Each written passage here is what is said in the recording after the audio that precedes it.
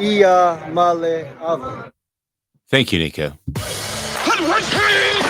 The Dave Hooker Show. A presentation of Off the Hook Sports. Objective insight, expertise, top guests. Available on YouTube, Apple, Spotify, and the Off the Hook Sports app. Download now for free. Also available on offthehooksports.com. I compute and obey. Now to Dave Hooker. Ready.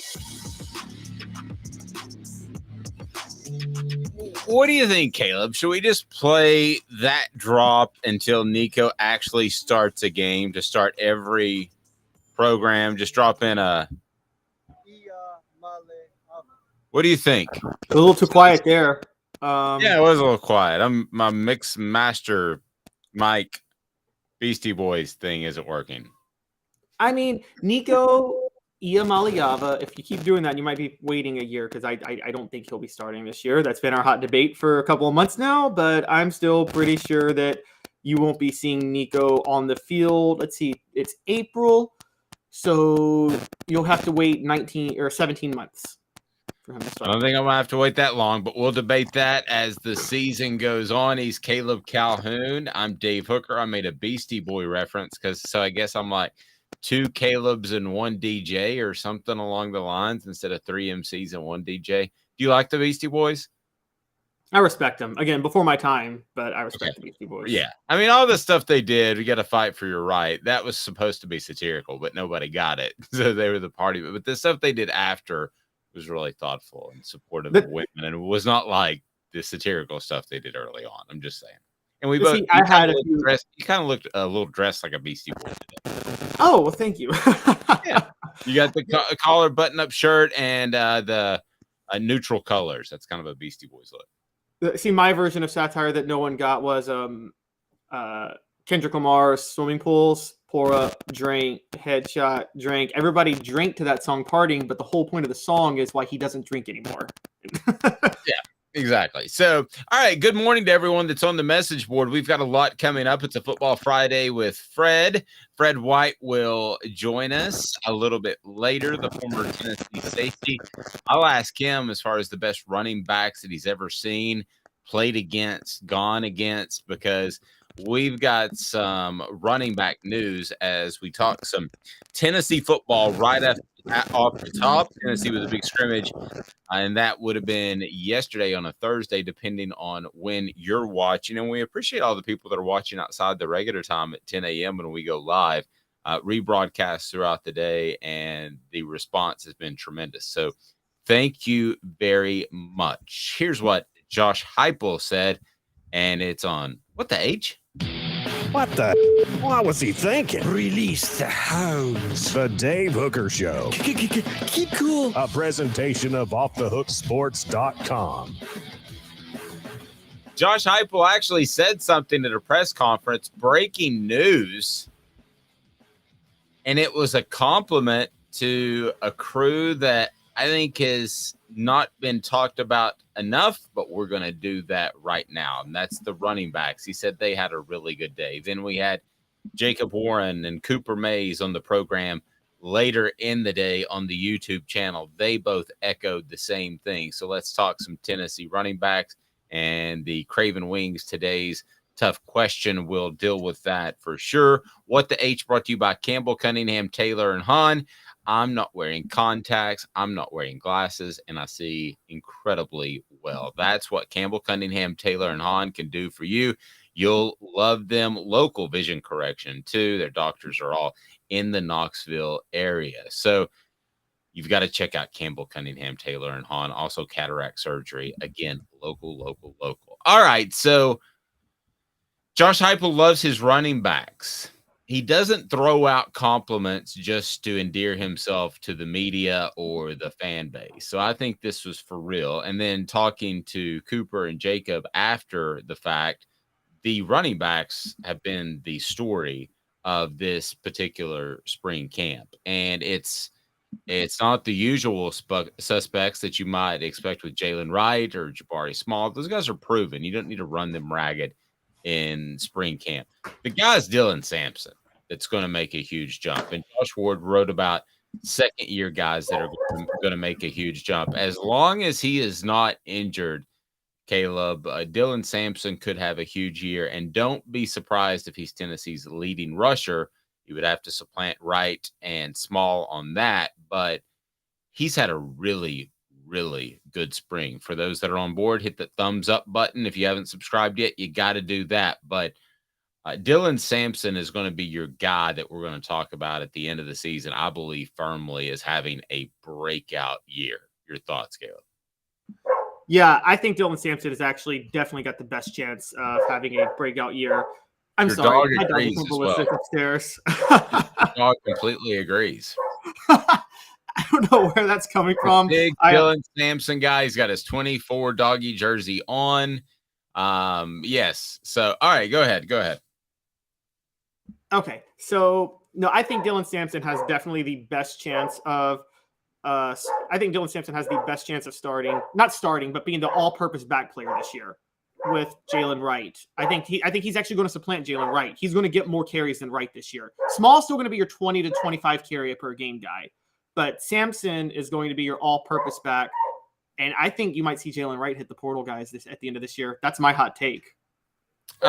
Wouldn't completely surprise me. He broke all of Eddie Lacy's high school records. It wouldn't surprise me if one guy transfers just by the nature of having 3 running backs. Now, that didn't used to be the case. And I would like to think that Tennessee would have the wherewithal to make those guys all feel wanted. They've done so with like a Joe Milton. They've done so with other guys that could have gone pro. So I'm gonna say that Tennessee's able to hold on to these 3 guys because of their culture and because of the number of carries that are going to go around. So I don't think they necessarily lose one of these guys. And really, if you look at what Alabama has done over the past 15 or so years, it's good to keep those guys fresh. And on the flip side, I think that there's a culture here that'll want to make Tennessee players stay as opposed to jumping in that transfer portal and taking a chance. I mean, has anybody significant jumped in the transfer portal for Tennessee so far in this past round that they would like to have back? I don't know if they'll necessarily lose a Jalen Wright, but I see your point. Yeah, well, Justin Williams-Thomas did hit the portal, but that had more to do with just him being the odd man out. I would say that Tyon Evans did the year before, if we're sticking with running backs, and I thought Tyon Evans was better than Jabari Small as the 20 to 25 carry per game back. The thing with Small, and the thing that's going to be tricky is, you're right, there's really no reason probably for – I think Heupel likes to run a 3-back set. He wants a power back, a 20, 25 carry per game back, and an all-purpose back. And he's got his 20, 25 carry per game in Jabari Small. He's got his power back now in Khalifa Keith. And he's got 2 options for all-purpose back.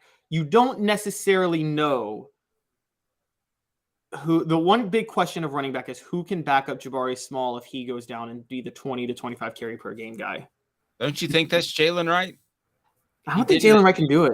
I don't think Jalen Wright can do it. Well, I think if it was a combination between the two. I think you're on the verge of having, and I'm going to flip flop this a little bit based off who I'm talking to. I think you're going to have a version of some of the great Tennessee tailbacks of the past. Whether you want to go Cobb, Hayden Webb, or you want to go a group like Henry, Stevens, Jamal Lewis. I'm not saying they're quite that good. Let me finish. I'm not saying they're quite that good. But if Dylan Sampson is half as good as everybody's telling me he's going to be good, he's going to be your alpha dog. And he's going to be the guy this year that really is in there in key clutch situations. Now, is his body big enough to handle 25 carries? No, but I don't think a lot of running backs are nowadays. That's kind of an antiquated notion of giving one guy the rock until he warms up. I think you're going to see that type of group. And when I look at some of the list around the SEC, I mean, who right now has the best running backs in the SEC? If I were to turn to a ranking by let me pull that up right now. Mike Farrell, who we have had on this program before. If you pull up a ranking, who do you think ranks higher on his list? Is it Jabari Small or is it Jalen Wright? On whose list? I'm sorry, I didn't hear Mike that. Farrell.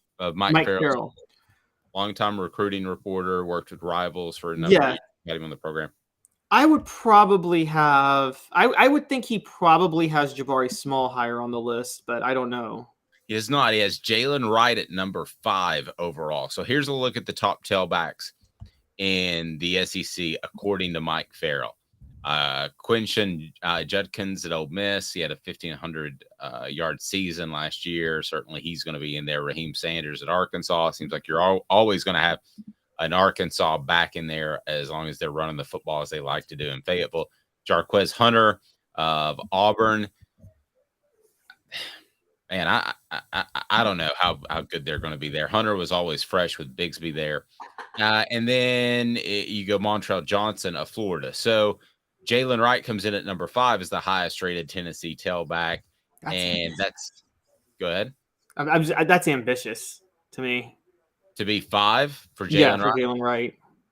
I think it is ambitious. I don't think it's ambitious for Dylan Sampson to be 5 at the end of the season. That I could see that. That's possible. Here's a sidebar question. I didn't think you would like that one either. That surprises me a little bit. Yeah, I don't like Jalen Wright at number 5. I do like the idea of Dylan Sampson at 5. I think I'm with everybody. Dylan Sampson is dynamic. We saw just enough of him last year, and we knew that the only issue of him was pass protection.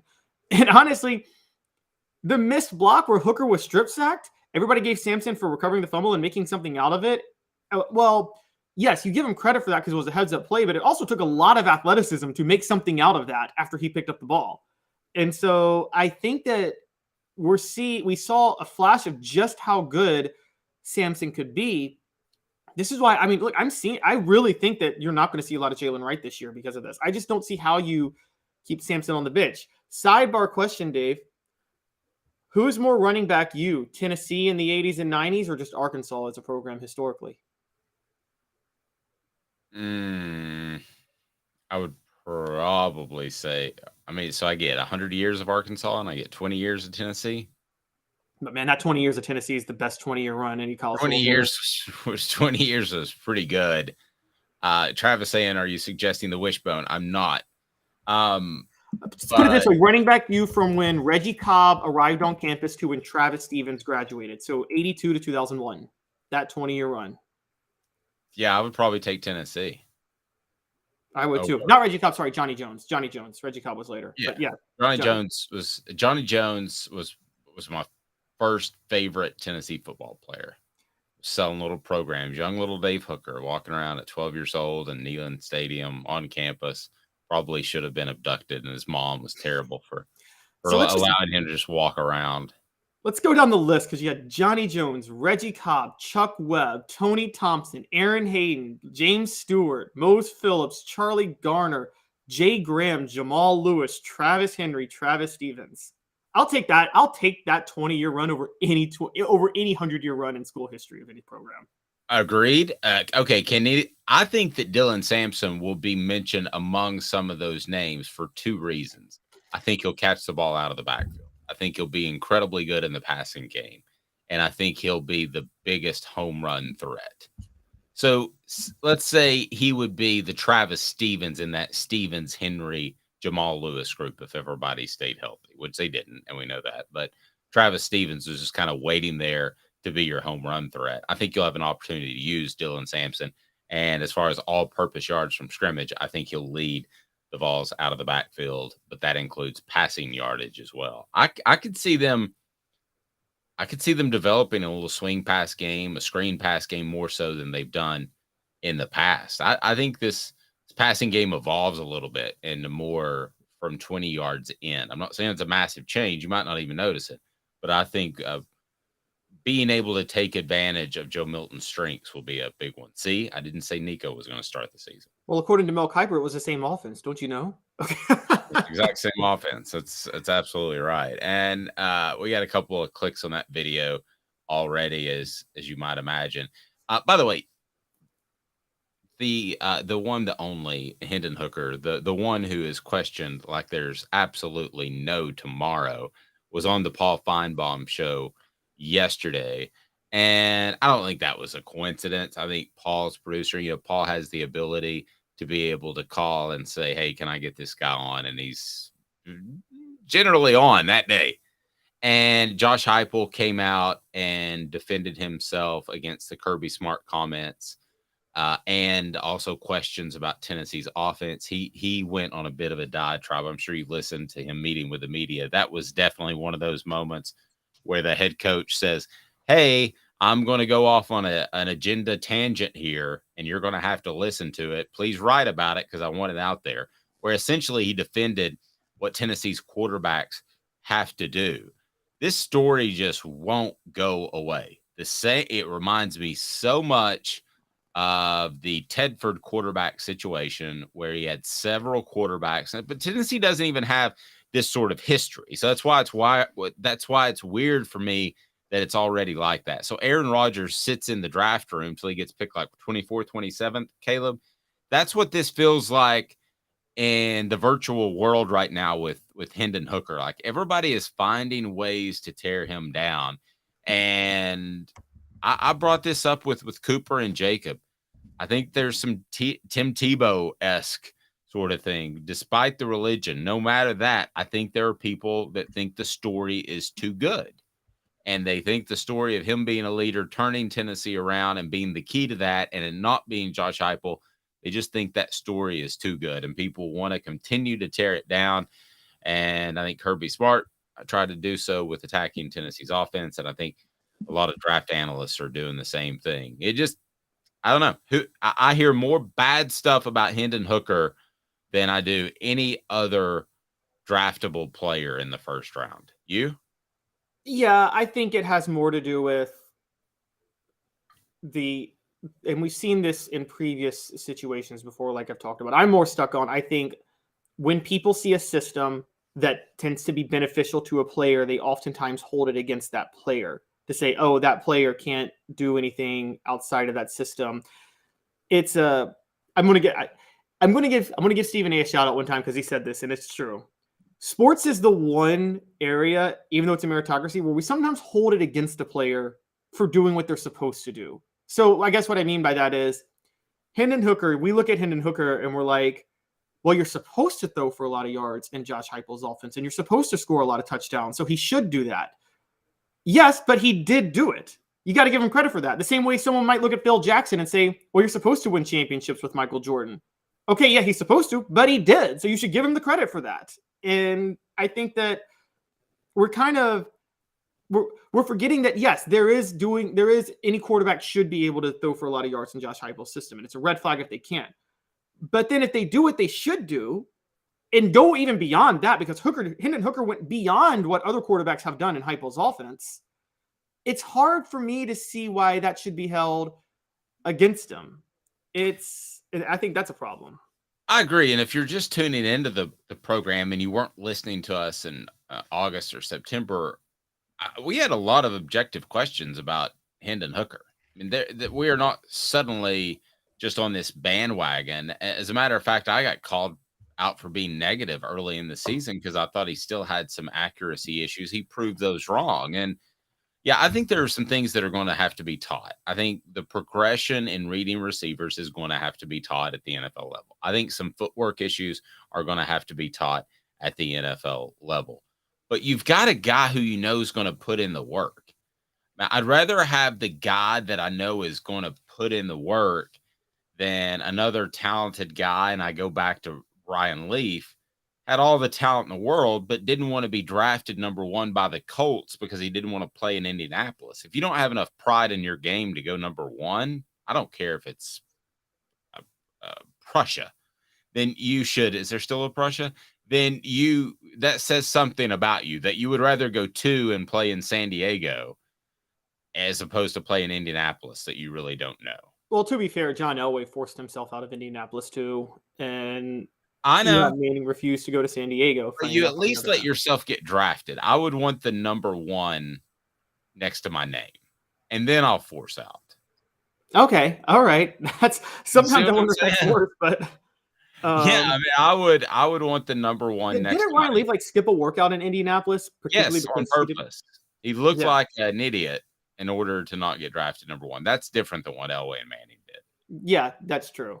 And funny enough, though, Ryan Leaf should have thought that through, because he would have rather the Colts draft you than San Diego. The Chargers are the most like dysfunctional organization. They have been notoriously that for 30 years. And this is in a league that Jimmy Haslam runs a team in, and the Chargers are still the most dysfunctional organization. Last take on Hendon Hooker, and it's a strong one because it really bugs me. It's brought to you by AndyMasonRealEstate.com. Go to AndyMasonRealEstate.com, and he can be your realtor, provide you with the best service, and he can provide you with the best prices out there. Over 40 years of experience in Andy Mason's office, AndyMasonRealEstate.com. Why are some people so hesitant to move Hendon Hooker on their board? That's the other thing that blows me away. You pulled up I saw one that had Hendon Hooker, and people were surprised 5 quarterbacks were in the SEC. He was still in like the 26th position to the Vikings. Why are people so hesitant to move him past Will Levis, past Anthony Richardson? I mean, we both know the arguments why, so I guess I'm asking this rhetorically, Caleb, but my goodness, we're talking about major holes in guys' games. We're not talking about Bryce Young, whose one hole is that he's small, right? That's really, I mean, if he's 6'3", 225 pounds, we're not having this discussion. He's number one and a generational top quarterback. But the rest of the guys, you can poke holes in their games, especially from the SEC. Will Levis didn't look efficient at times. Anthony Richardson's a workout warrior. It just befuddles me. The one hole in Hendon Hooker's game is that he needs to get coached up a little bit more. And the retort to that is he's one of the hardest workers. Don't think for a second a GM hasn't come up to Josh Heupel and said, tell me the truth about this Hendon Hooker. Is he as awesome as we hear, and are all of his deeds altruistic? Yeah, they are. And that's what that's why I was thinking this. I don't mean to be long-winded, Caleb, but I want to get your take on this. I was thinking about this last night. We were discussing whether all this Hendon Hooker stuff was a smokescreen to help teams that want to move down and teams might want to move up. I don't think it's smokescreen stuff, because I think it's genuine. I think some real news is leaking out about Hendon Hooker and him climbing the draft board. I don't think this is smokescreen stuff. No, I agree. And as a matter of fact, it's partially because Will Levis, I don't know if you've heard, but he's been bombing interviews, and people are getting a sense of him being arrogant and entitled and just thinking way too highly of himself. And that's the big thing. Like, okay, so Hendon Hooker, there's things that we don't know if he can do because Josh Heupel's offense didn't require it. But there's nothing that we have seen where we say he can't do it. Like, I look at Anthony Richardson, he can't throw an accurate pass. He can't. We just have seen it. We know what he can't do. We don't know what Hooker can't do, but we know what he can do. And we know his work ethic to be willing to work on the things that he's not experienced in. And would you rather have that, or would you rather have a Will Levis who also has not shown that he can do a lot of things and comes in arrogant, entitled, whatever? I mean, I guess you could see the Aaron Rodgers aspect, because Aaron Rodgers came in arrogant too, but he worked out. The Packers did have to send him to a quarterback guru summer camp to help him learn how to relearn his footwork. But if you can do it with Aaron Rodgers, you can do it with Hendon Hooker. Dave, you always throw some cultural references at me, so I'm throwing one at you now. And all right, I'm ready. But before Lil Wayne blew up as a rapper. No, that's not a cultural reference. Anything in the past 15, 20 years. Okay, well, when Lil Wayne was... Go ahead with your... He was in Cash Money. When he was with Hot Boys in the late 90s, early 2000s, there were questions about his ability to be an actual MC, because the idea was that just Manny Fresh's beats were just kind of carrying all these rappers. And they were carrying most of them. And then in 2005, with Carter 2, he works with a bunch of new producers and finally gets to show off what he can do lyrically, and that's when he blows up. He had to get out of Manny Fresh's production to prove himself. But that doesn't mean that he couldn't do it. I guess. And I want to just apologize for that rap breakdown to everybody that's watching. Candace says, I don't know whether there are not more questions about UGA defensive tackle with the character issues and being so out of shape at his pro day. Mr. Jones said Anthony Richardson wasn't trying to hit the roof, but the media tried to flip that into a positive about him when he hit the roof. I don't know. I don't have any. Anthony Richardson and Will Levis are different to me. There's no character flaw to Anthony Richardson. I just don't think he can play in the NFL because of his accuracy. There's character flaws with Will Levis. And maybe Stetson Bennett too, by the way, but that's a different story. Fred, I see you in the background. I'm running late. Can you give me 2 minutes? Shake your head yes. Yes, he can. Awesome. The Craven Wings, today's tough question is as follows, and I will ask Fred this here momentarily, and that is, what second-year player are you most excited about as a Tennessee Vol? And here's the way I put the poll. Squirrel White, Dylan Sampson, anybody else, because the rest are linemen that you probably don't care about as much. Stay tuned. Off the Hook Sports, he's Caleb Calhoun. I'm Dave Hooker.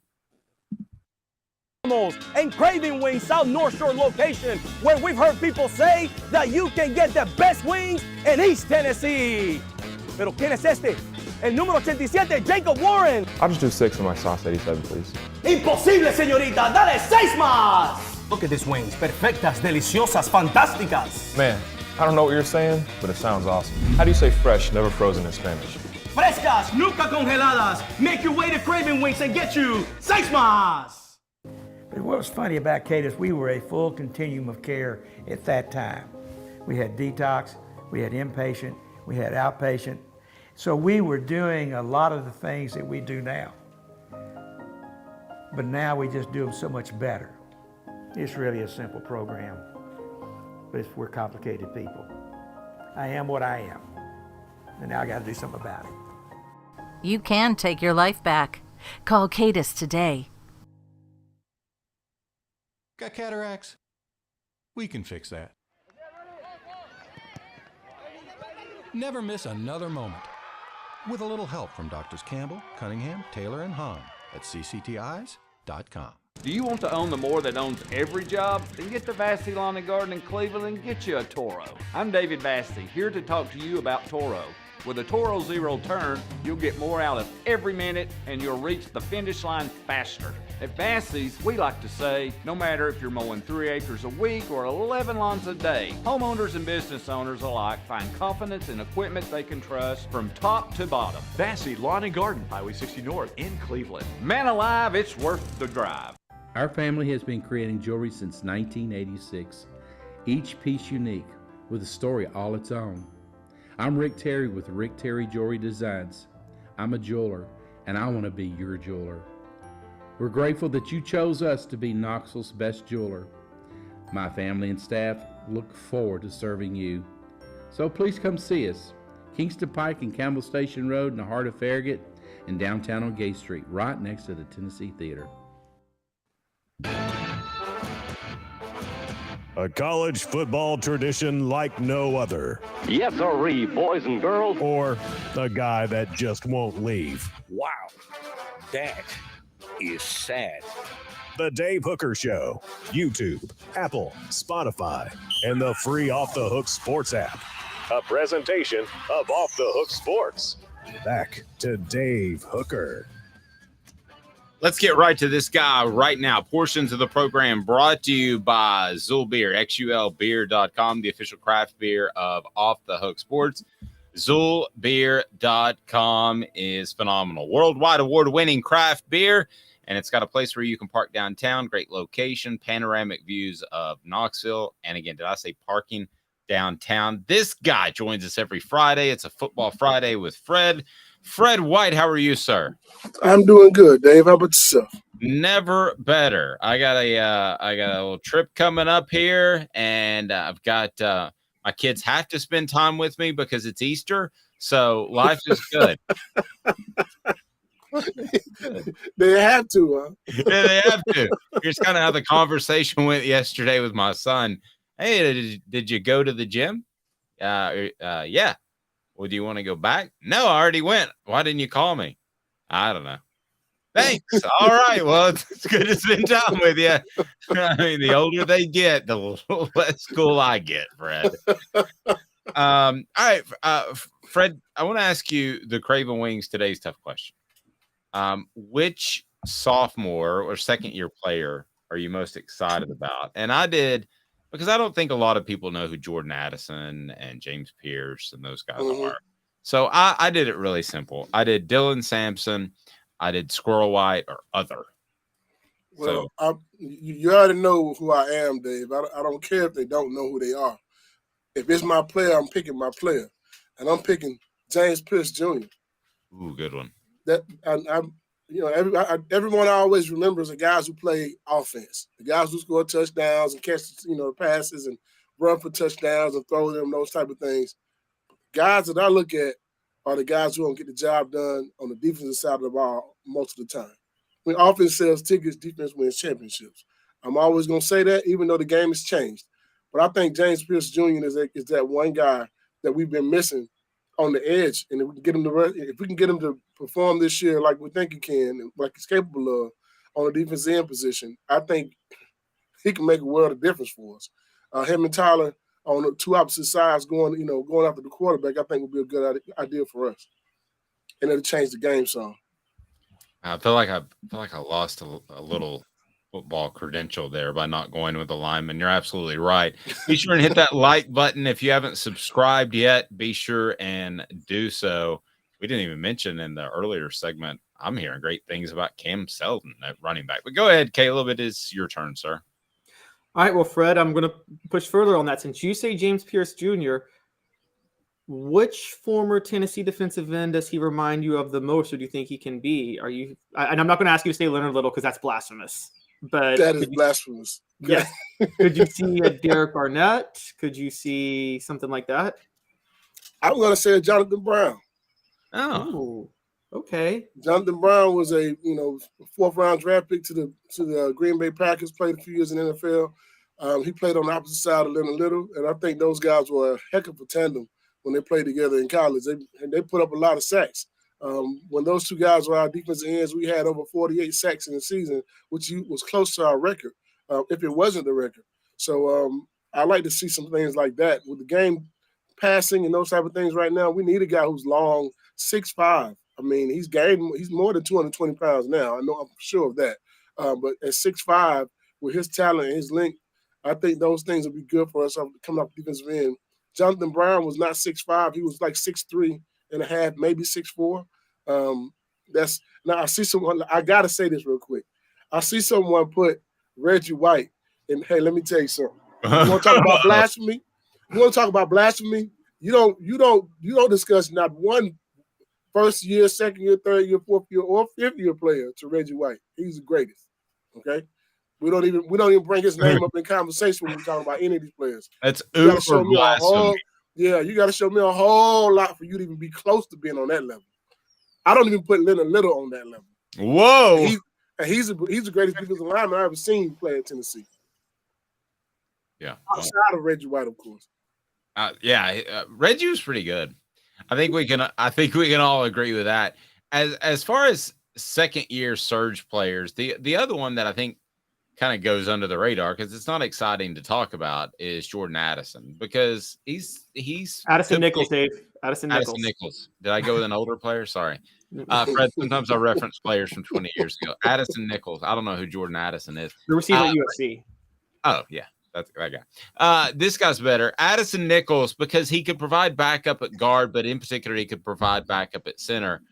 Fred, we made the argument that non-quarterback Cooper Mays may be the most important player on this football team because you don't want anything to happen to him because I don't see a great center behind him. You? That remains to be seen. We still got a little bit of time. I think we have some pretty good offensive linemen out there. I'm not sure. I'm not sure that we have a good one right now, but I think between now and season start, you could develop someone in the bin, a good enough person to play that position. I think that's what the spring is for and what the summer is for, to find out who your next guy is, to build some depth. But I do want to see Cooper Mays do a great job of, leading that offensive line and being the leader. Since you're the senior, you're the oldest guy there. You're the guy who's taking some, you had a lot of game knowledge and game time and those type of things, but you need to take over and be the leader of this group. I think wherever he goes is how far we go on the offensive line, in my opinion. Caleb, I know you got something else, and then I want to get to 4 downs and talk some more tailbacks with Fred. Yeah. Fred, how crucial is it to? I guess we all know the quarterback's got to be a big. You want your quarterback to be a leader, but how crucial is it to have I know something like a safety or a middle linebacker is usually your leader on defense. Is it always important to have at least one offensive lineman who's like the leader of the team? I know with you guys here, Mercedes Hamilton, I think, was a team captain on the 98 team. Is it always important to have one offensive lineman that's one of the vocal leaders, like a Cooper Mays for the unit? I think it's important to have a leader at every group. I mean, that's what you need. If you don't have that, if you can't go into every position room and have a leader, you don't have a really good football team, in my opinion. You can't be led by just one person. If one person is the leader, then you're bound to fail, because that person can't be in every meeting room to make sure everyone's paying attention and understand what's going on in schematically with your coaches and being a liaison between the players and the coach. You got to have that in every group. And I always hate comparing, but if you go back to when we were winning like that in the 90s, you did have those things. You had a position group. You had a leader in every position room. When you go back to the SEC championship teams that Tennessee's had, or teams that went to the SEC championship, all those teams had leaders in every room. You had guys who were standing out at defensive back, linebacker, defensive line, offensive line, everything. You name it. You got to have that in order to be able to win.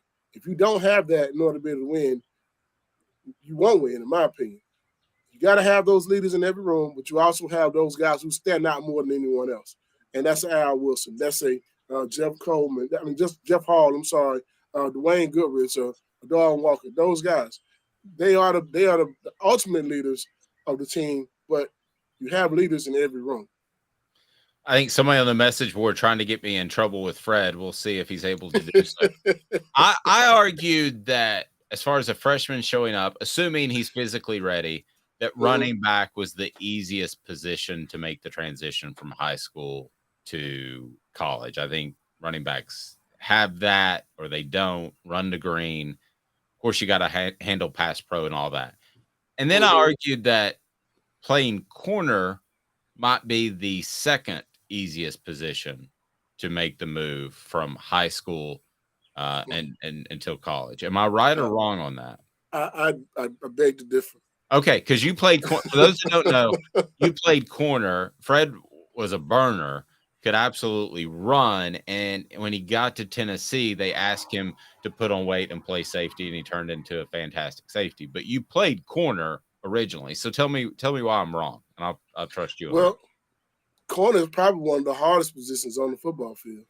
Okay. Reason why, the player that you're going up against knows exactly where he's going on every snap. You have to read and react to that player. And you don't have 6'2", 6'3", 6'4" guys you play against every week in high school that can run a 4.3 40. You don't have that. So you can come in as one of the greatest athletes ever and run fast and all those type of things. But I will say this. The game has changed. It's faster. The players are faster. You can put an athlete out there, yes. But it doesn't mean that he is the easiest position to play. It's just he's a great athlete. You don't get many Jalen Ramseys. You don't get many, those guys don't come around every day. I see the position of corner being one of the toughest because the game is a lot faster. You have to do a lot of things differently when it comes to how you cover guys, learning the schemes and those things, and how you fit in the scheme. Because if you don't fit in that scheme, you can bring a corner in and he played zone in high school. Now he has to play man to man. That's different. Techniques are different. The speed of the game is different. The ball comes out different. Because you imagine playing corner and you're going up against Peyton Manning in practice every day. No. And he can put the ball in positions that you never imagined it being put. In high school, wide open is 2 feet. In college, wide open is 5 inches. You see what I'm saying? Yeah. So I wouldn't say that the easiest position to me to learn and come in and play right away if you're actually a stud is defensive tackle. Because all you got to do is go push a guy around. Well, that's true. Good point. What about my running back? Running back on offense, I think running back is the position. The wide receiver is different, but running back would be the position. Yeah, as a freshman, you can come in and play right away if you're really good.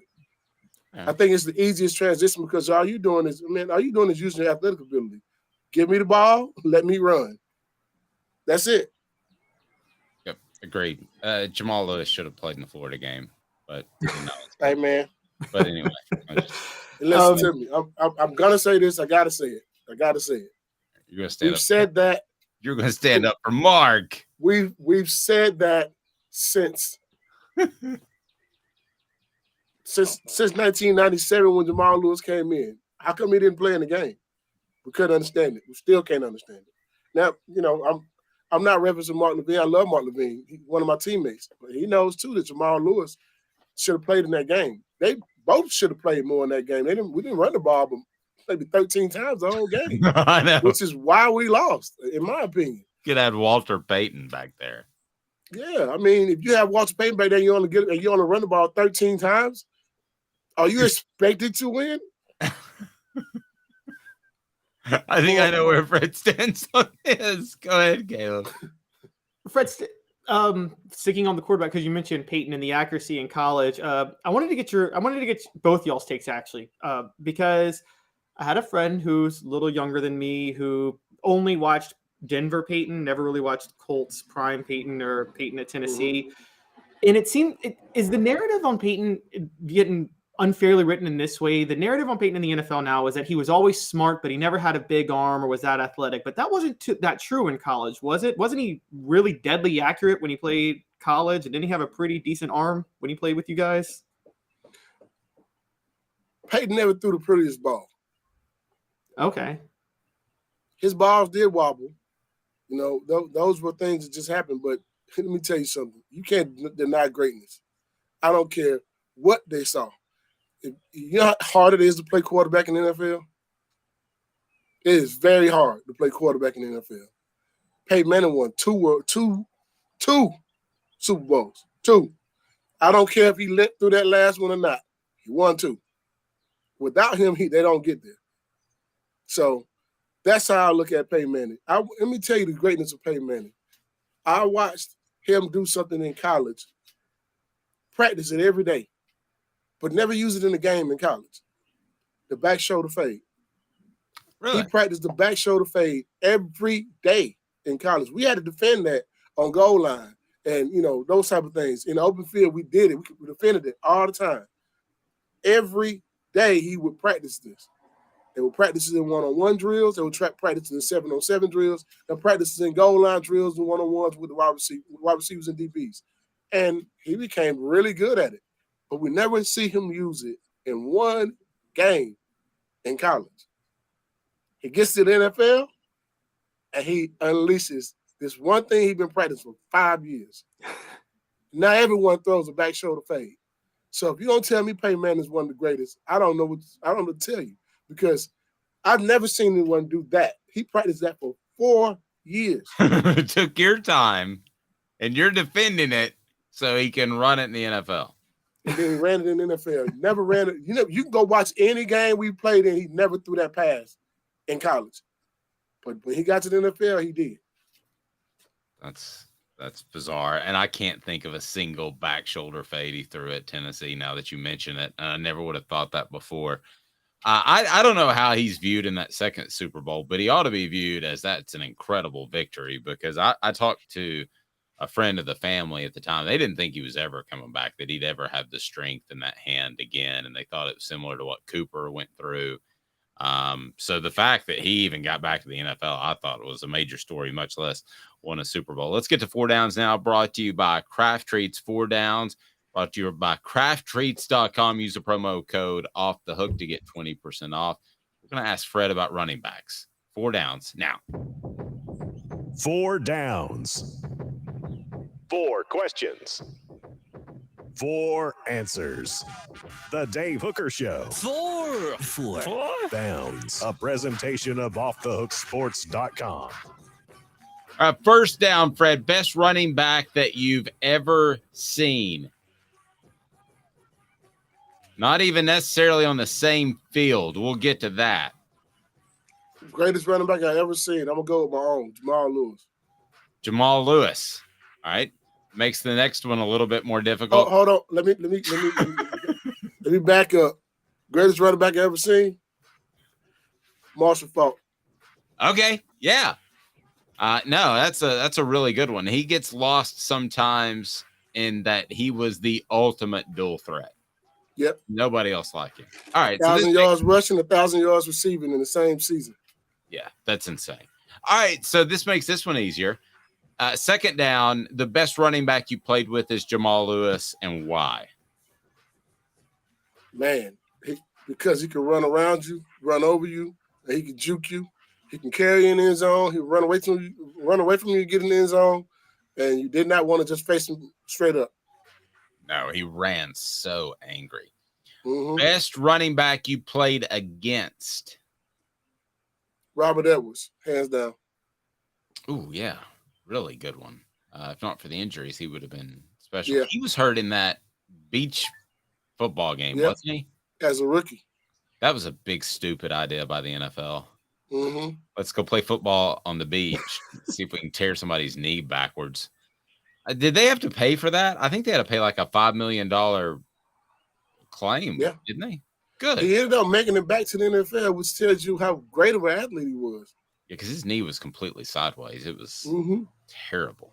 Very good. It took some years, but yeah. Now, when did he roll his ankle against you guys? Was that 95? That was 95 when you it felt like he was about to take that game over and he rolled his ankle. Dave, he had 199 yards at halftime. You say that like you remember it vividly. I do. 99 yards at halftime. No, not 99 yards. He had 199 yards at halftime. Ouch. Okay, and then I'm going to ask you fourth down, the best running back that you ever shut down. It's brought to you by crafttreats.com. Go to crafttreats.com. They got the chill pills, which Tennessee's defense could have used on that day because it'll help you with anxiety. It'll help with digestive issues. This is actually for your pets, though, and also arthritis. Go to crafttreats.com. Use the promo code Off the Hook to get 20% off the chill pills and all of the other Craft Treats products. They're holistic, great pet treats that you will love. Crafttreats.com. Use the promo code Off the best running back you ever shut down, Fred. That means they weren't the best, if you ask me. But the best that you shut down. I mean, and you can't pick Robert Edwards because he got hurt in the second half. I mean, we shut down a lot of people at running back. I don't consider them the best, though. I'm going to say this because I know he doesn't like me. Sean Alexander. Oh, why does he like you? That's right. Why doesn't he like me? Yes. Okay. Is there a Before story? we played Alabama, I had a friend of mine that went to Alabama, and every game, I did this, Dave. I told you this a long time ago. I was the guy who had the scouting reports on all the other guys, like their kids, their girlfriends' names, their parents' names, that type of stuff, right? So I would seek whoever went to that college to try to find out, hey, does he have a girlfriend? What's his mama name? Does he have kids? Whatever. Well, I found out what his girlfriend's name was. Her name was Jennifer. And every time I tackled him, I would scream Jennifer. You know what, man? Jennifer's coming out. She's coming to my house after the game. You know that, right? She's with Katie. Katie's one of my friends. She's up here with Katie right now. I know where she's staying. She's gonna be at my house for a night over with. She's in the suite right now. She's in the player suite. And he's a Christian guy, devout Christian. He don't curse, nothing, no drink. Listen. So the entire game, I am antagonizing him the entire game. I am talking about his girlfriend, and I'm cursing in front of him and everything, calling him a punk and a B word and all kinds of stuff, right? And he is going to the referee, and he's telling the referee to stop. The referee said something to me, and I went right at the referee and called him a second. You can't go to the ref and say, stop that guy from talking to me, can you? Yeah, he tried. All I did was talk more. I knew we had him out of his game at that point. And that's why he didn't have a good game against us. So we shut him down. Was that the game where y'all sang Who Owns Alabama? Like the Sweet Home Alabama at the end? That's it. Sure did. I got a lot of high fives after that game because they were like, man, how did you find out what his girlfriend's name was? I just told him, look, I made some phone calls and I got it. Well, you got to remember, this is before the internet, too, and it's easy. So Fred's really going after it. He's like Magnum PI here. And I will tell you, I played the We Own Alabama song that was, for those that haven't heard, it's to Sweet Home Alabama. And I played that in 2000. And I got 5 phone calls that said, that's not good sportsmanship. What are you doing, Dave Hooker? I don't like you on the radio anymore. And I was like, I thought I was in big time trouble because I just started with WNOX at the time. And yeah, that's how different sports radio nowadays is gone. If you played that nowadays, somebody'd say that's too soft. You need to call them inbred or something. Yeah. but you know, man, it was right on cue, right on time. And Deion Grant was the one who started it. And it was just like, you know what? Let's roll with it. Let's go. Well, we've mentioned this before, but the Celebrate 98 series is coming up here by the end of the month. We'll have our first 2 episodes, and I hope Dion is one of them. And I hope he starts the first sentence that when we ask him questions about the 98 team, this is a big project that we've been working on, that he'll answer it like this. Almost definitely. I like that scene and whatnot. Have you ever noticed he starts every question with almost definitely and ends it with and whatnot? Yeah. You could say, hey, did you go to the grocery store, Dion? He goes, almost definitely. I had to get some soap and whatnot. Do not tell him that I said that before we have him on the show, Fred. I won't tell him that. I gotta say one last thing about Sean Alexander. Oh no. He wouldn't shake my hand after any game. He wouldn't, like, literally. I've seen him at several events. I mean, 20 years later, I saw him at an event, an SEC event. Me and Al Wilson and Jamal. He spoke to Jamal. He spoke to Al. He walked right by me. Oh wow! And I had my hand out like, "Hey man, how you doing?" And he was like, he looked at me and just turned and walked off. I was like, I said, I see Jennifer must not have came back home that night. Oh my gosh. Oh, I love Fred, you know I'm cutting this for our social team. You know I'm cutting this for social, right? This is golden. It's going on Instagram, Twitter, TikTok. Fred White permanent. Here's the headline on the YouTube video. Fred White permanently dismantles Sean Alexander's ego. Future NFL MVP. 20 years later, Sean Alexander can't let it go. He can't let it go. He does to be not fair, like the it. year he won MVP, Peyton should have won it, but that's a different story. Yeah. There you go. Fred, I agree. have a blessed day. What's that? Yeah. I agree. Mm-hmm. No, I do. Fred, have a blessed day, man. We're so excited about getting together on this Celebrate 98, and it's going to start rolling. And almost definitely it's going to be fun and whatnot. You need to make that like a something we can say all the time. You know, as you record him saying it, because he's gonna say it. You need to record him saying it, and then every time we talk about something, it's right. Like almost definitely. I'll do that. You need that sound bite. This is such young Dave Hooker. This is like 23-year-old, 24-year-old Dave Hooker, and I remember standing next to Dion and thinking, this is a whole another level of athlete that I'm now covering, because I wrote about some high school stuff, but he is a legit 6'5". And when you stand next to him, you're like, oh my goodness gracious, this is the guy running around doing stuff, and he's a legit 6'5". He's 6'3". 6'3". Did I give him too much? Yeah. You gave him 2 more inches. He's 6'3". I got you at 6'1", so I figured I'm more like 6 feet. I figured you'd let me give you a few inches. All right. Nah. Hey, don't say that, Dave. No, I won't. Hey, Fred, people, like the one time at the boat show that I accidentally said sausage, and that became a bit. All right, so Fred, you are the best Allstate dealer when it comes to just anybody out there. And if people are in Georgia, they need to give you a call. How do they get a hold of you? You know, Dave, they can give me a call at 770-381-0367. Or they can also look us up online at fredwhiteallstate.com. One of the things that we try our best to do is just give you the best information we possibly can. My job is to be the liaison between you and Allstate, and to give you the best service with integrity and honesty, to make sure that you have your best coverage for yourself. Yep. So give us a call and see what we can do for you. And he'll do that. A Football Friday with Fred, brought to you by Fred White, Allstate. And all you got to do is Google him, Fred White and Allstate, and you'll be able to be taken care of in Georgia, but also soon to be in Tennessee. And he's repping the Vols, so how can you not love that? It's a Football Friday, Dave. I got to have some orange. I'm sorry. Unless you're Sean Alexander. You don't want to be Sean Alexander. No, I don't think, based off the conversation, you want to be Sean Alexander's mom or girlfriend either. It sounds Everybody's like girlfriend needs coverage too. I mean, yeah. Sounds like that trio really got attacked by number 2, Fred White. On that side. I got to say this real quick, Dave. This is a funny story, but I got to be real quick. You got all the time in the world. Vanderbilt. We knew all their girlfriends' names too. Oh no.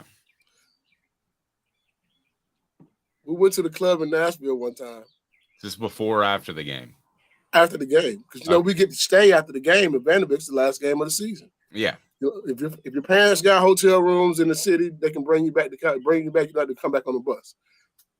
We beat Vanderbilt 40-0 in 1998. Of course, we're talking about their girlfriends and their moms too. I got the report, and I gave it to everybody on defense, and we go out and we talk crap, trash to them the whole game. After the game is over with, there's a line getting into this club or campus party club, right? We walk right up to the door with their girlfriends. Oh no! Did you really pick up their girlfriends? Yeah. We weren't actually with their girlfriends, but like they thought we were, because we had friends that went to school at Vanderbilt. We had friends that went to school at UT that had friends that went to Vanderbilt and TSU and those places. So they were all just together with us. But we walked right past their boyfriends, and they did too, to get in the club before they did. Do you remember what the score was that day? I'm sure you guys beat 40-0. It was 40-0. It was a 98 year. 41-0. Yeah, I'm just imagining. That's the game that Eric Westmoreland hit the guy, coming across the middle. That's one of the biggest hits ever at UT. Yeah. And then Chris Ramsdale picks up the ball and runs in the end zone. But it was funny because we knew that they were their girlfriends. They were just with some UT people that we knew. They were all from the same high schools and stuff like that. And we walked right by them to go in the club that's on their campuses, basically. It's like Vanderbilt coming on the strip and going to party, in Knoxville with our girlfriends. That's how, what I mean? It was funny. It was funny to us because it was like, man, they're standing in line, and this is their city. If they were ever debating the transfer portal, I would say this. I know of several Vanderbilt players that got beat 40-0, and the opposing team took their girlfriends out to the club. So, yes, you need to be able to transfer, because that is a terrible existence. I don't know. That is a terrible existence. It was funny. The craziest thing, though, when they got inside, we laughed about it. We didn't, it wasn't because we were friends with some of the guys on Vanderbilt team. Corey Chavis is a good friend of ours. Oh, yeah. Derek Ainsley was a good friend of ours. Ainsley Battle, I'm sorry, good friend of mine from Georgia. We know each other. So when they walked in, they were a little bit upset at first, and then we kind of laughed it off. And it was, we had a fun night together. But we did hang out with them that night, and it was cool. Gotcha, Fred. Great stuff, man. We appreciate it. Again, Fred White, Allstate, can take care of your insurance needs. And we've got the Celebrate 98 series coming up we're very excited about. Have a great weekend, man. I'll talk to you. Have a good one. He is Fred White. We'll be back in 2 minutes to talk some Cruton, Tennessee, on the verge of picking up a major commitment. We'll tell you about him with Caleb Giroux right after this. He's Caleb Calhoun. I'm Dave Hooker, Off the Hook Sports. Hang tight. I know you like the heat. You got to try my signature sauce 87. Dude, I love you and I love to try your wing sauce, but when it comes to wings, I need them really hot. I hit 105 on the radar gun. I need to be pretty spicy. Yeah, I know that, man. Look, if sauce 87 isn't enough for you, I guess you can try the Holy Moses or the Grim Reaper. Now we're talking. Take it from these Farragut Admirals. When you're craving wings, it's got to be Craven Wings. Visit them online at cravenwings.com. With all that sun, sand, and salt water, the beach is a very relaxing place. Unless you wear contacts. Ow! Open your eyes to the best the beach has to offer with LASIK vision correction from Campbell Cunningham Laser Center. Ah. Hi, Mike Davis here with City Heating and Air, reminding you to always dare to compare. Our team provides quality local heating and air service, installation, and maintenance across East Tennessee. We use only the best equipment like American Standard heating and air conditioning for your residential, new construction, or commercial needs. Honesty, dependability, and customer satisfaction have been the cornerstones of our business since 1961. City Heat and Air. Dare to compare. Before Cadis, I was really heavy into the drug culture. I was selling drugs. I was just constantly in pain. I was missing like a good support system in my life. Cadis has given me everything that I need in order to successfully have a wonderful recovery, in order to have a life that I didn't even know was possible. And it's not just about me anymore, and I love that. I absolutely love it. You can take your life back. Call Cadis today.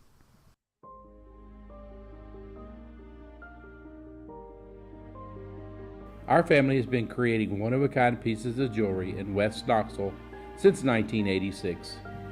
Each piece is a combination of unique processes that bring your idea to life. Every day in our shop, a truly special item with a story all its own is being manufactured in our facility, bringing the history and family sentiment into a whole new generation of life. We are grateful that you chose us to be Knoxville's best jeweler, a title that we value and respect. Because to me, being a jeweler and owning a jewelry store are not the same thing. I'm Rick Terry. I'm a jeweler, and we want to be your jeweler. Kingston Pike and Campbell Station Road in the heart of Farragut, and downtown on Gay Street right next to the Tennessee Theater.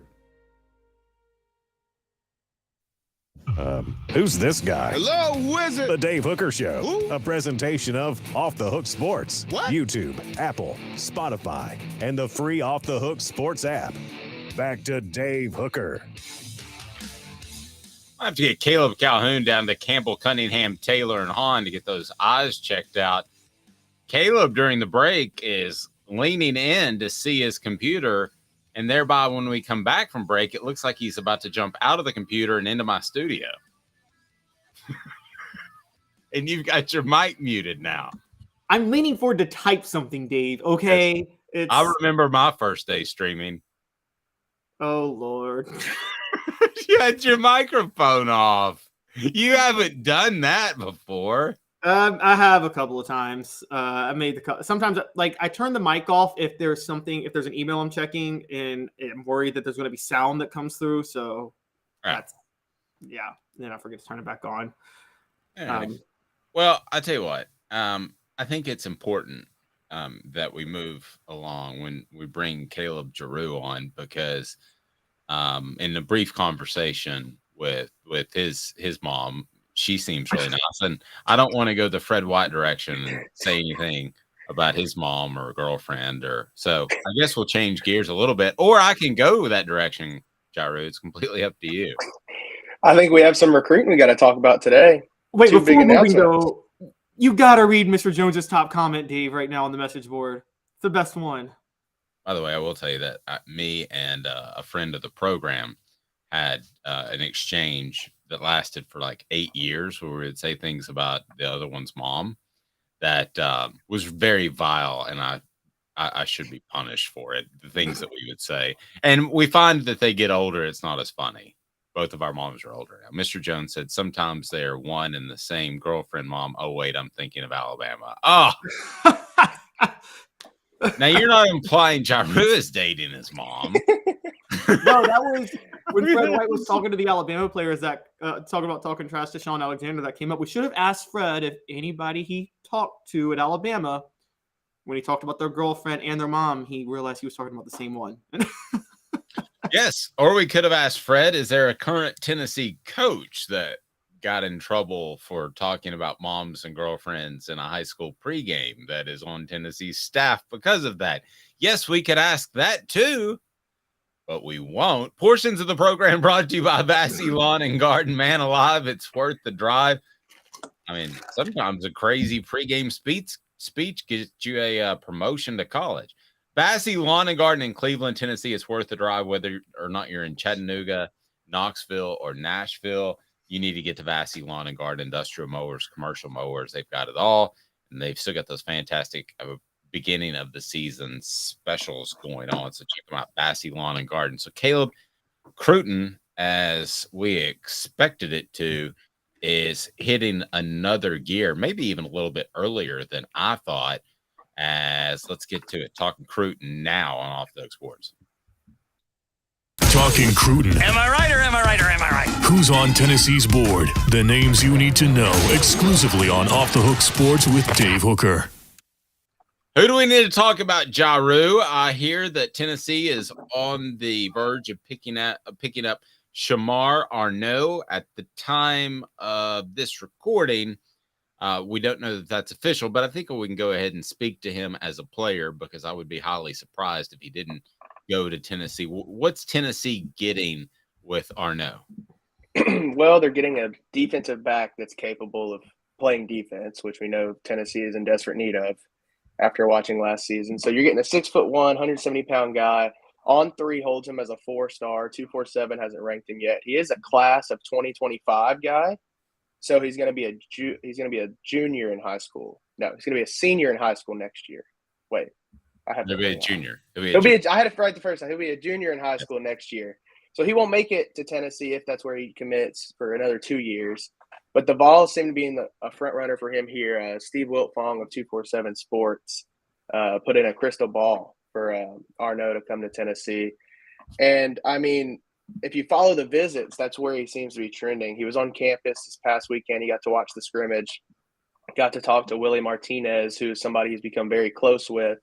And he also got to sit in on the DB meetings, which he told me that even though what they were talking about was kind of over his head and the terminology was different from his high school, he was still able to take some notes from what Willie Martinez was talking about and apply it to his own game. So he's another Georgia guy, which we've seen Tennessee have a lot of success with guys at Georgia. He goes to Alpharetta.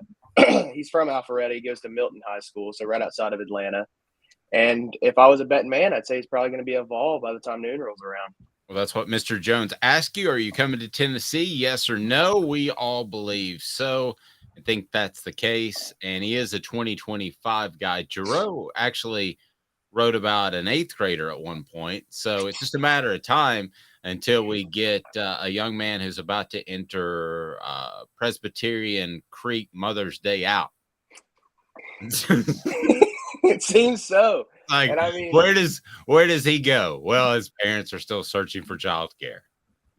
And from what people are saying, it seems that commitments, you see that a lot in baseball and basketball, I guess, to some extent, where people commit a lot earlier because there's limited spots. You know, you don't have, I mean, baseball has 11.7 scholarships. So if you get offered one you're pretty sound in your decision, you're going to take that scholarship as soon as you can.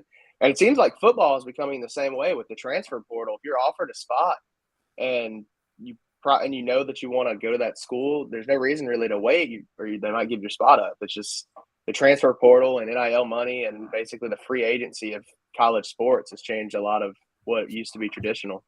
Caleb, let me ask you this. Is Tennessee to the point where they don't have to extend early offers, that they can just say, hey, we're the Vols, we'll get in battles with Alabama and Georgia and win enough of them where we don't have to extend early offers? I say we, Tennessee. They don't have to extend early offers. They can just go toe-to-toe. Are they to that point? Or are they almost to that point? I would say they probably still have to offer at the same time as your Georgias and your Alabamas or before, because a lot of what's winning Tennessee these recruits is not necessarily the campus or the facilities. It's more of the relationships they're building. So I worry that if they do come into a prospects recruitment late and they don't have the opportunity to build those relationships and kind of, build a connection with the prospect to where he considers Tennessee over, a school that just got 10 5-star commitments last cycle, that they wouldn't land him. So I don't think they're there yet. And honestly, I'm not 100% sure if they'll ever be there just from the landscape of college football. Like it seems like, your Georgia's, Ohio State's, Alabama's, they're kind of entrenched to where there's nothing knocking them off that. Like even if Tennessee beats Georgia one year, I still don't see Georgia getting knocked off that top role in recruitment or Alabama getting knocked off that number one spot. So I do still think that Tennessee's bread is buttered whenever they get into a recruitment early and they're able to build connections and build relationships, like we see with Arnaud, where he talks about, Willie Martinez calls him once or twice a week just to check in, ask him about school, how football's going. So I think that's where Tennessee's recruitment thrives, and I think they'll probably continue to do that. Caleb, I just wanted to jump in a little bit because Tennessee has 5 defensive backs that committed for 2023. They've already got 2 for 2024, and now they're targeting one we think is going to commit to Tennessee in 2025. Is this – we know they need defense, particularly the secondary. Is this desperation mode for Josh Heupel where he's just desperately trying to find somebody that could be a game changer at cornerback at this point? Really, I think they're still rebuilding from what Jeremy Pruitt left this program in. Because if you remember last season, like the orange and white game, even if Neyland Stadium was available, like they couldn't do it because they didn't have a roster to field 2 teams to play against each other like they do this year. I mean, even in practice, you see the depth. It's way different. And Willie Martinez talked about it earlier this week. Like there's competition now. Last season they had injuries and you had not a lot of depth to where there really wasn't much competition because whoever is healthy and can run full speed is probably playing that week because you didn't have very many options. I also think that by recruiting defensive players and defensive backs and putting a priority on those athletes, that they are trying to get away from the transfer portal. So like this year we saw they brought in Gabe Judy-Lally, which is a good pickup, but I think they want to get away from having to do that every season to where Willie Martinez can get the defensive backs that he wants, not just any defensive back they can get, and then coach them the way he wants and kind of get this offense flowing how Tim Banks and him and get that aggressive mode of play that they want to play with a lot of depth. It's funny you bring up Gabe Judy-Lally. Let me string this together for a second. Tennessee offense has recruits seeking them out. Well, Gabe Judy-Lally is a transfer who's going to play in the defensive backfield, but he said that he saw Tennessee's offense, and if the defense got a little better, could win a national championship. So it sounds strange, Jaru, but Tennessee's offense wins even defensive recruits at points. Well, yeah, I feel like it's a lot easier to play defense if you know you're going to have a touchdown lead every time you go out on the field. It gives you that little room for error, I guess. And also, when you look at Josh Heupel's system, that offense will keep you in almost any game that you play. I mean, we saw almost every game they won last year ended up becoming a shootout, and they were able to out-offense other teams like Alabama or like Florida in Neyland Stadium. So I do agree that, I mean, and it's also just a testament to Josh Heupel. Like his system wins football games with offense. And prospects and transfer portal guys want to play for winning teams. So Gabe Judy-Lally talking about how the offense and Josh Heupel got him to come to Tennessee is just a testament that Tennessee is now seen as a winning program. It's no longer I'm coming to a 6-6, 7-5 team. It's you're going to be competing probably for first or second in the East almost every season now, and that's getting a lot of prospects in. Yeah, so Caleb, let's talk a little bit more about who they're targeting for 2024. Looks like obviously Josh Heupel has got his quarterback. He's got I talked about defensive backs. Where do you think this class is going to start leaning heavily towards over the next month or so? Is there a particular unit or position that they're really trying to shore up? I feel like with any cycle, you're going to see the line of scrimmage become heavy, especially since we haven't seen any commitments there yet besides edge rusher. And I think you have one defensive lineman in this class already, but I think you'll start to see a couple offensive linemen commit and a couple defensive linemen commit, just because I feel like the same way you say quarterbacks should get, you should have one quarterback every cycle. I think you should also have at least a couple offensive linemen and defensive linemen every cycle, because that's where your games are won and lost in the SEC. And I don't think that's going to change anytime soon. So, and we see one of those offensive tackles today that's announcing at 1 o'clock that Glenn Ellerby is really, really high on.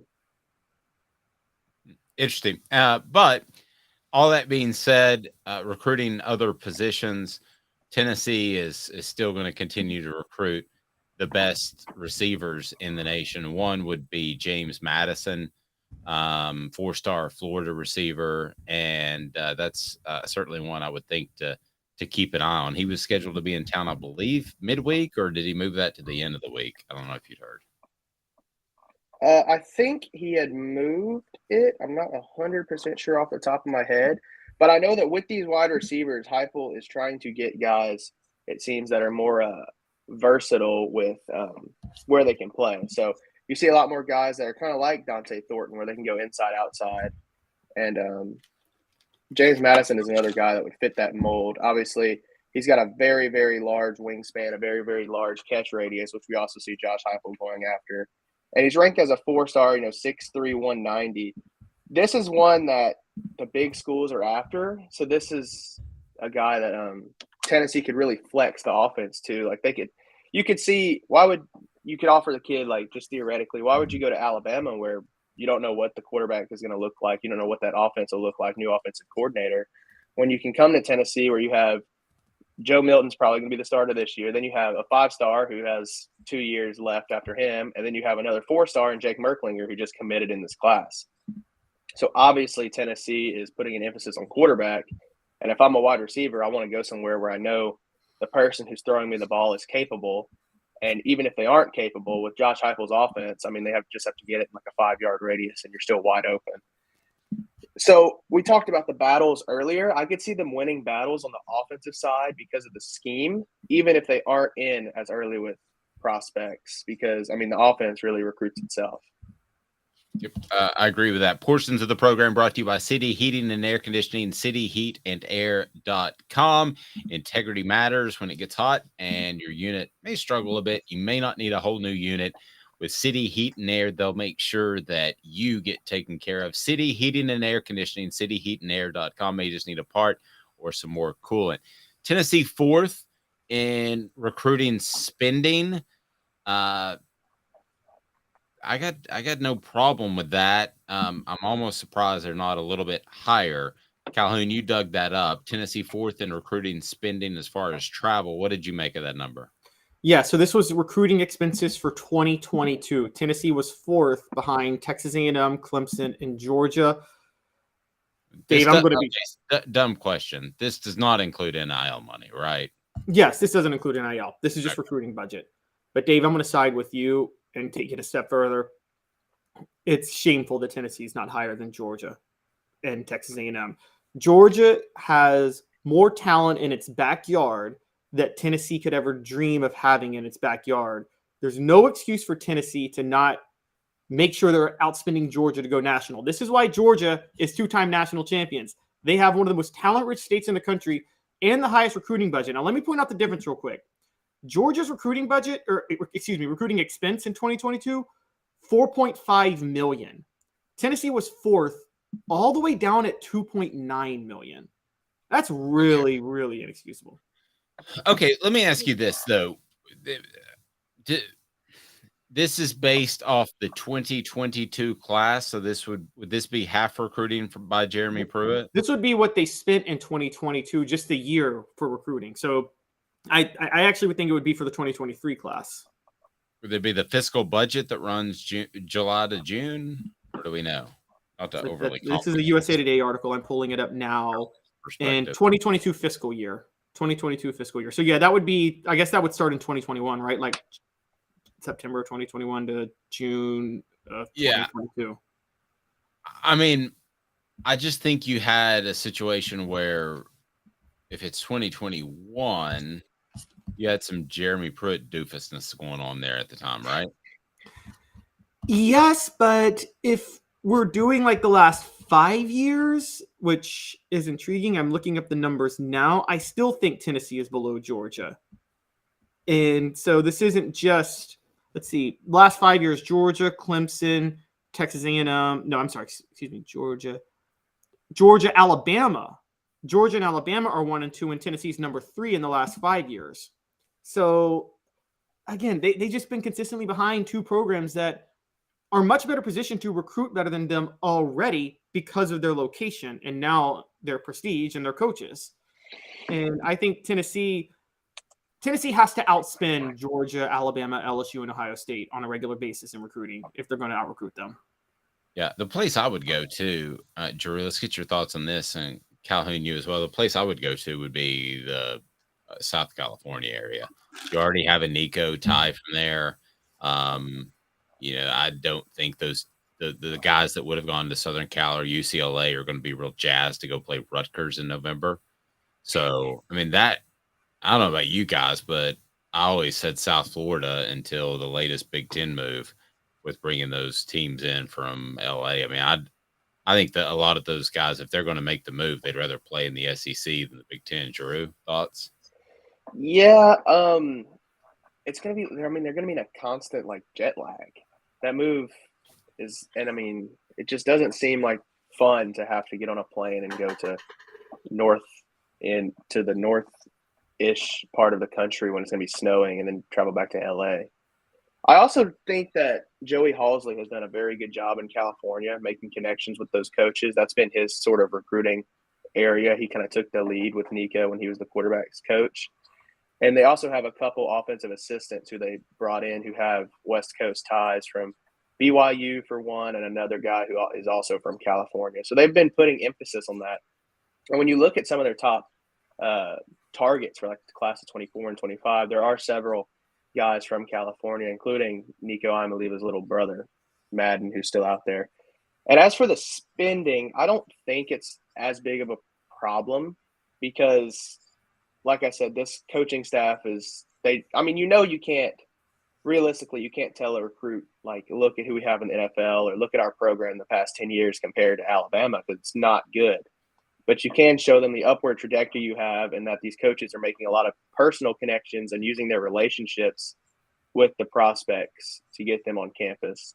So I feel like the spending isn't as big of a deal. I get the argument that Georgia has the most talent, so why do they need to spend as much money? But I mean, Georgia's going after 5-star guys all over the place, so I'm sure they're just. And Kirby Smart has his own helicopter, which I'm sure is pretty expensive. That's true. It's called the Hericopter because it transports him and his bad haircut around from prospect to prospect. Travis says, I'd rather save the $1 million and spread it out among my NIL budget. That's different money. But it all comes out of the same pot at the end of the day, doesn't it? I guess Booster is giving money for. Yeah, you're probably right. But Booster gives you a flight. He wants a receipt for $10,000 because you needed to go fly out west and see Madden, and so he's going to want a receipt where you could just stroke Madden a check, then get him.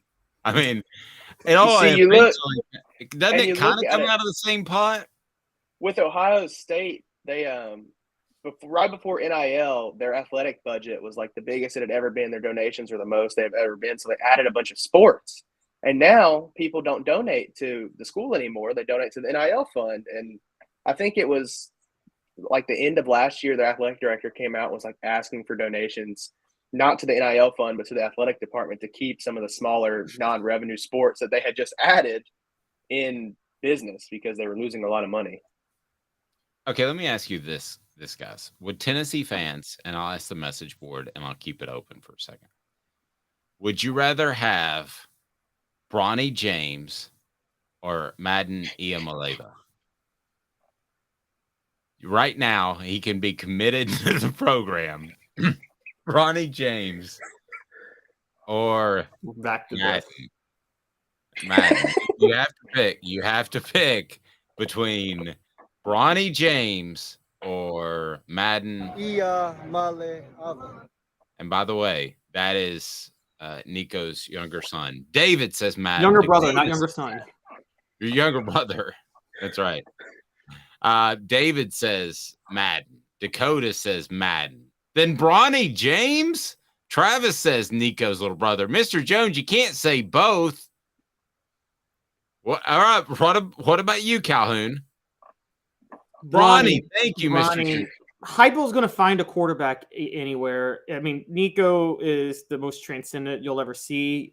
I think that could play for gravy, the most ever for Josh Heupel's system. Yes, Josh Heupel's system. Yes, I'm still a young man, but Bronny's less replaceable. The value of Bronny is less replaceable than the value of Madden. No disrespect to Madden. You don't want to how old is Madden, Jaru? I think he's 2025. All right, I'm sorry to say this about a 15-year-old, but you don't have the same pull as Bronny James because you're not going to be you're a little more replaceable. All due respect to Madden Iamaliava. I don't know. I mean, that's Madden. I mean, Bronny, even if he sucks on the court, he's going to bring a lot of money to the athletic department. Exactly. And he's going to sell a lot of tickets. And if he never scores a point, his impact on the athletic department would be so much revenue-wise that they could probably go out and get 3 more Maddens. Not to mention that could steer the younger brother to Tennessee, Bryce James Jr., who is, by all accounts, a clone of LeBron in high school. Or it could steer him away after Big Brother tells Little Brother that all he does is play defense. Or all they do is talk about that Dad blame Madden all the time. Or they didn't start Bronny because isn't that what sent Jimmy Clausen away, Dave? That Tennessee was not committed to Rick? Yeah, that was a cluster in a hole. I mean, there were a lot of moving parts there, including Jim Clausen not being real happy with Dave's reporting at the time. But wow, yeah, Dave's admitting he steered Jimmy Clausen away from Tennessee, guys. I didn't steer Jimmy Clausen away from anybody. I can't actually remember why Jimmy Clausen didn't come, but he was going to come forever. I don't remember why he didn't end up coming, but Madden. I mean, yeah, okay. Well, all right. So you guys would take, for the record, Bronny or Madden?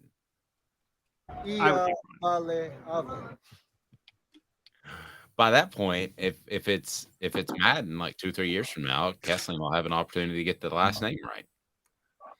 No, I think it was like 5 years ago when Tennessee's in dire straits. You take Madden because you could get a quarterback to change the landscape of your program, and football matters more than basketball. But where Tennessee right now is at as a football program, they're not going to suffer if they don't get Madden Iamaliava. Okay, would you rather have Madden or would you rather have whatever Peyton's son is? Deputy Manning, I guess, is his name since he's the sheriff. I guess he's deputy. What's his name? Marshall. Marshall? Is it Marshall? Yes, it's Marshall. Peyton's such a square. He is such a square. Marshall and Texas Ranger. Is that? No, it's Walker, Texas Ranger. Yes, Marshall, Texas Ranger. That's what they're doing. That's perfect.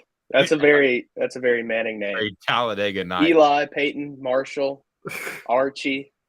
Well, have y'all ever seen the video of Peyton dancing to Rocky Top at Denver practices? It's like, dude, you are so like. I will go ahead and tell you now. I would take Madden over Marshall, deputy. I haven't evaluated Marshall yet. He's not old enough. Okay, have a fantastic day. What about Lane Kiffin's son? Yeah, I'm taking him, but I'm not taking the dog. His dog has his own Twitter feed. It's a little much. Oh yeah, that's true. That's true. I could pull What's up the dog's name? People were every time Trader. Ole Miss loses, they make fun of it. I think it's Trader. I mean, okay, which is it? I'm not going to say it. I'm not going to say it. I'm not going to say it. It's the other one. All right, have a fantastic day, everyone. He's Caleb Giroux. I'm Dave Hooker. He's Caleb Calhoun. I'm Dave Hooker. Have a fantastic weekend as well. OffTheHookSports.com. We'll have baseball coverage and recruiting coverage as Tennessee will certainly have some players in this weekend. Have a great weekend. Be sure and hit that like button, the thumbs up button, and the subscribe button for the Calebs. I'm Dave Hooker. This has been a presentation of Off the Hook Sports.